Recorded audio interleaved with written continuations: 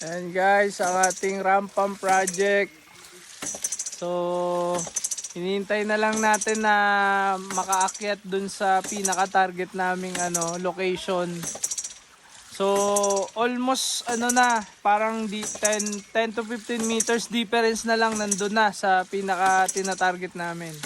Mula dito, papunta dun sa target namin location ay 100 meters yon, almost 100 meters.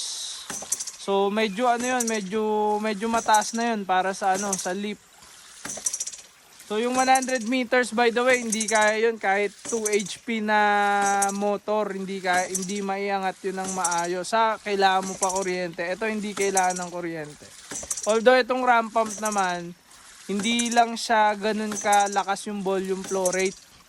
So pero tuloy-tuloy naman yung niya, yung pag-deliver niya ng tubig dun sa pataas.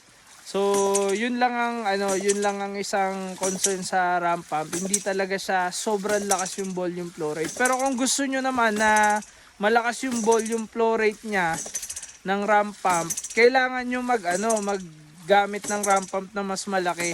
Mas malaki yung cylinder, mas malaki yung kanyang profile.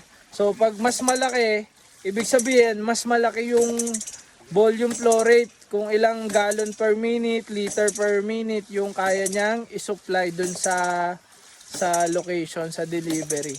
So yun, yan po yung ating ramp pump. So itong ramp pump na po ito ay design po yan ni Hillman ramp pump. So